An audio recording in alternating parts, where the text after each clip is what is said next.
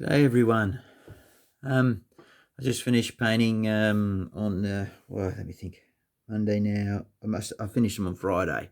So a batch of character figures, um, mostly 17th century actually. No, let me think. 17th century figures. They were a lot of fun to paint. Now, what you can see in front of you, they're all 28mm miniatures. I'm just trying to remember. I'm pretty sure all this batch were metal figures. Yes.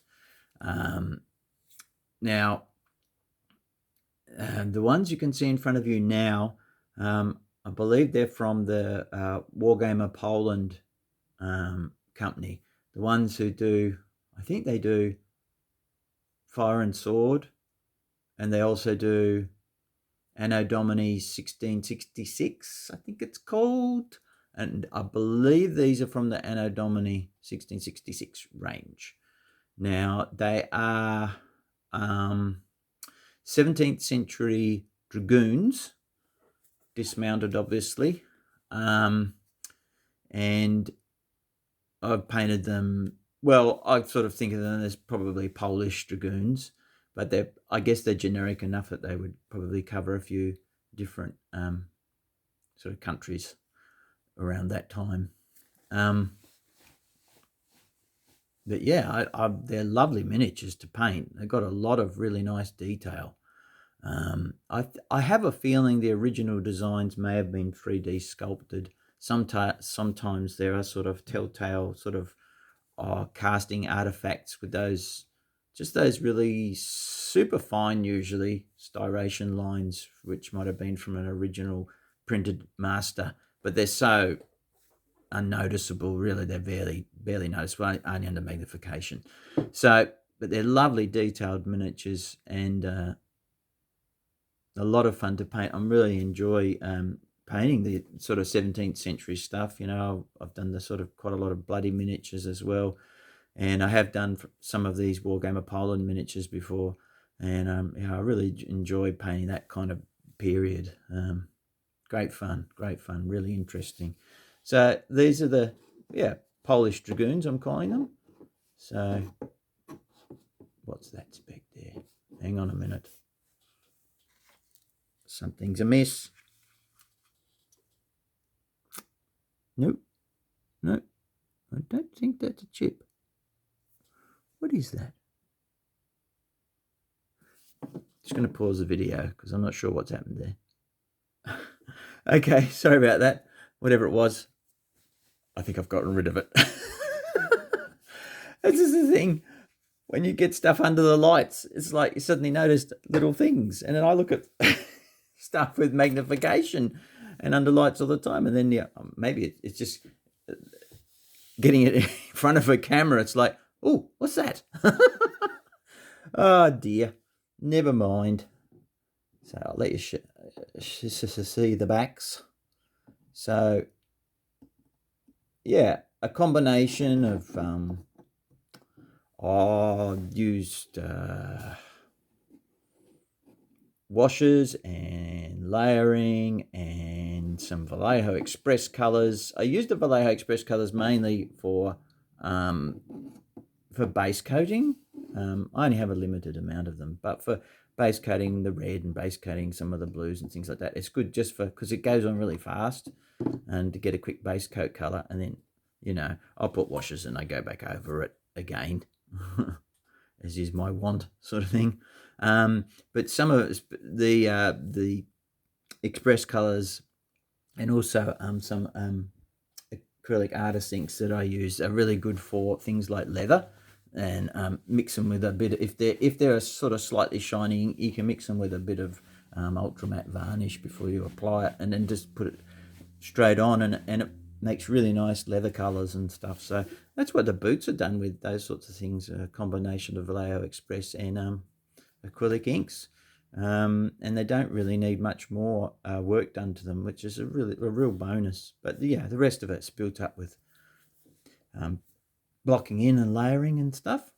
So they're really lovely figures. I'm very pleased with them in terms of like the quality of the sculpting, and they just take paint well. So I'll just pause the video and put something else up. Now this little chap here, although he's painted in a very sort of similar kind of fashion, you know, a similar basic red coat, but I've given him like a yellowy gold trim, and he's got dark blue cuffs and collar and dark blue trousers with like a yellow stripe on the side, and he has like a crimson sash. Now this fella is sort of the odd one out really amidst them all. He's not 17th century. You can tell that by, even though he has like a fairly traditional sort of costume for Eastern Europe and stuff, he actually has a what appears to be a bolt action carbine. Now, a very sort of 20th century weapon, probably earlier part of the 20th century, perhaps. It reminds me of some sort of perhaps a character from a Tintin book. And I believe he's actually made by Crooked Dice, I think, one of their many ranges that they do. And he's a lovely detailed metal sculpt, lots of lovely facial detail, and it's just really well done, the sculpting, and a pleasure to paint. So that's him. Right. Now my next guy is based off a character from film and literature, Spanish literature. Now, they haven't, I believe this is a Anno Domini 1666 Warhammer Poland miniature, metal. They haven't called it this guy, but I've looked at movie stills and stuff, and it is the direct inspiration from Viggo Mortensen's character in the film Altarist, Capitan Alatriste. I got it right, I think. Capitan Alatriste. So I think the film's just called Alatriste, and it has some amazing battle scenes. I've never watched the whole movie. I've only seen some clips because of the amazing battle scene of the Battle of Rocroi in the 30 Years' War, where he is part of a Spanish tercio, and yeah, very, very cool looking. And yeah, so I was looking at some of the stills from Viggo's Mortensen's costumes and stuff like that. It's not an exact copy, but it's an approximation.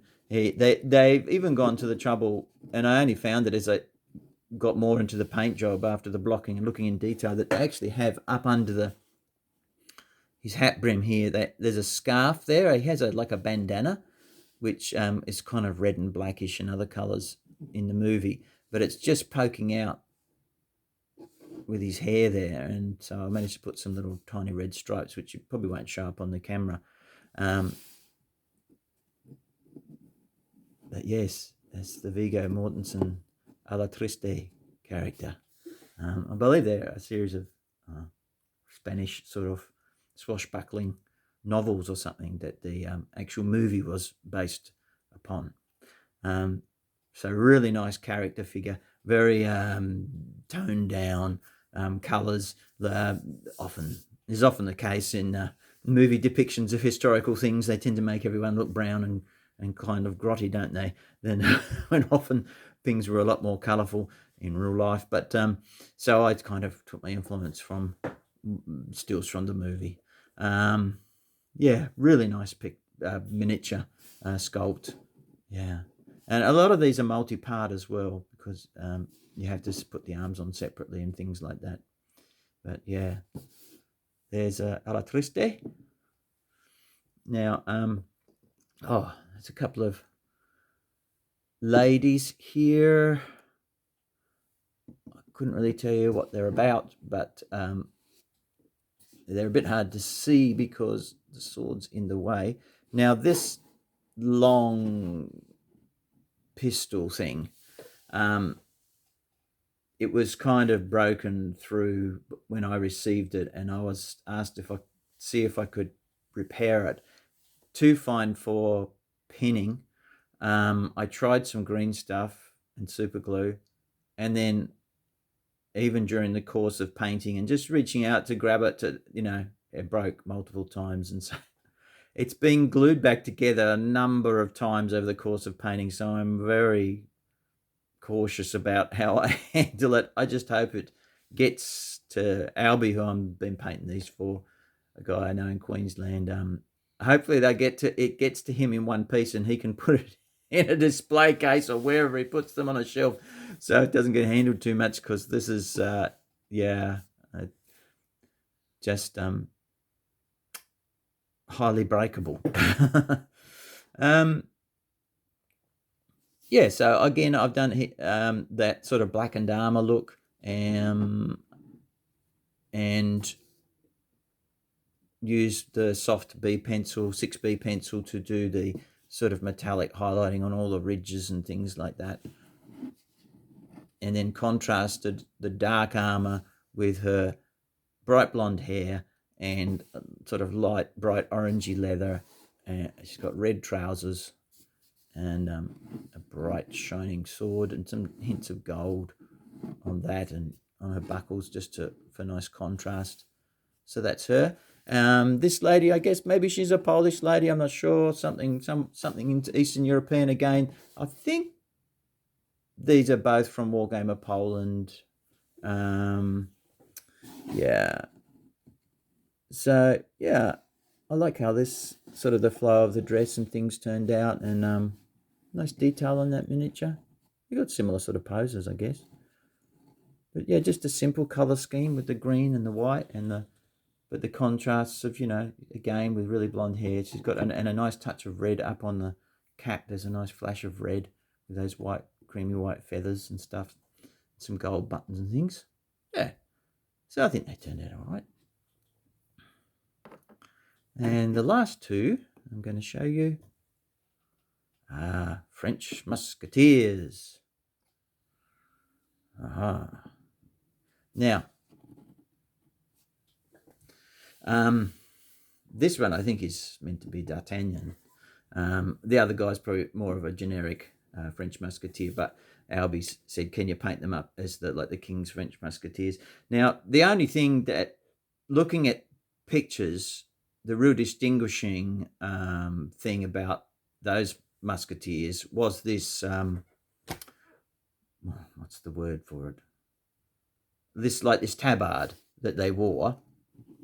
There was a blue tabard with the cross on it, with the white cross, with white trim and things. But it did seem from pictures and reenactors and stuff that their other clothes could be, because it wasn't really the sort of mid-16th century wasn't super an era for uniformity. That was just starting to happen in some places and in some cases, but a lot of guys, you might have something like a tabard, but then a lot of your other equipment would be your own that you sourced yourself. So but I took some inspiration from some colored plates and things like that. He's got quite bright, he's got a yellow tunic under there, and the contrast, the blue sort of surcoat thing with red lining as well. That's a feature as well, so it really makes them stand out. So he's dressed a bit swisher. Again, they've got these sort of cut sleeves and things with the going on. Really nicely detailed miniatures. Very well sculpted. From Wargamer Poland, part of their 1666 range, and just really well designed and multi-part. I'm pretty sure. What was separate on this? I think this arm here, I think, was separate. There were some separate bits. Maybe that hat as well. I can't recall. But a bit of assembly. But this guy, not quite as fancy, but he's got the red line surcoat and he's got the white cross. It didn't have the design of the flame sort of flaming thing from the cross kind of thing that was on some of them. His is a plainer, slightly plainer one.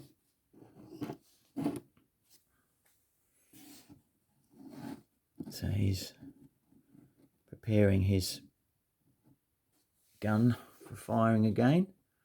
Yeah, so just some more fun 17th century miniatures. So that is them. Pop them all up for a final shot and a final goodbye or whatever.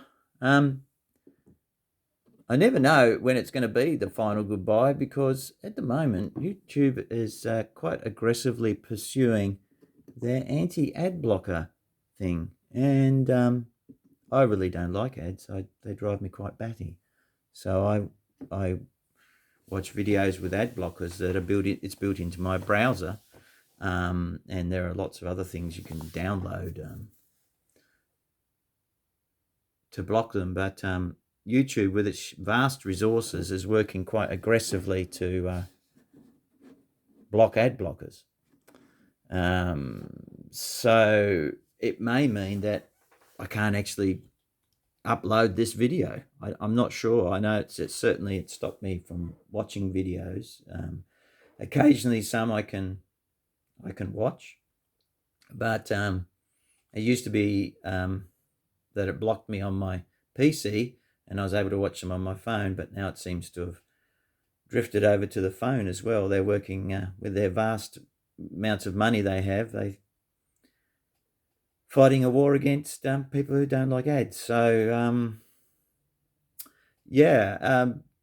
I certainly don't want to have ads in my videos. I understand people do, but I don't watch terrestrial television, or as little as possible, because I find ads so super annoying and intrusive. And I only watch it when there's like cricket season or something, and the ads usually get muted at our house. And otherwise we don't. Yeah, we watch BritBox or something like that.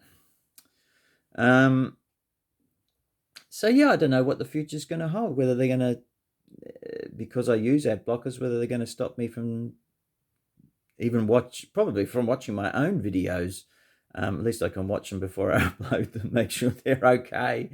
But it may come that they suspend my ability to even upload videos. Look, it's their platform, but I kind of wonder if this won't all backfire on them in the end. Most of us don't want to pay $14, $15, whatever it might be, a month, depending on the country you live in, to have YouTube Premium. I certainly don't. And they seem to be putting ads not just on the big channels, but on the little channels as well. And now it's got to the point where I can't even watch the little channels. They just detect that I have a built-in ad blocker into my Vivaldi browser. And even if you're operating with a different one and you're using another plugin, they're working constantly to sort of get around people's workarounds. Bit of a sad thing, really, because they still make gazillions of money. It's unfortunate, but hey, if this video goes up, it goes up. I hope you enjoy it. Who knows how much longer it'll be.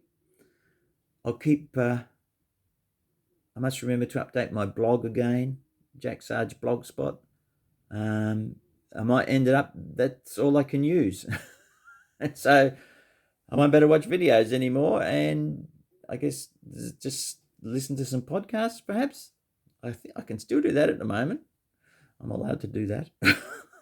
But yeah, this sort of level of control and our way or the highway sort of... Anyway, yeah, it's a bit sad, but hey, things have their season, and there you go. I don't know. Anyway, enough of that.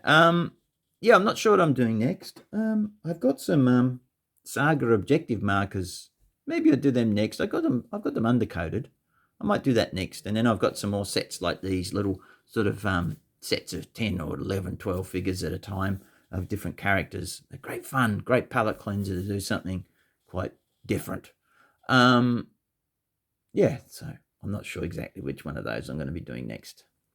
But thank you for watching, and thank you for all the new subscribers. If I do have to get pushed off the platform, I hope you're still able to enjoy my old videos. But thank you very much for everyone's interest over the years. And yeah, look after yourselves. And I might see you in another one. Yep. Bye for now.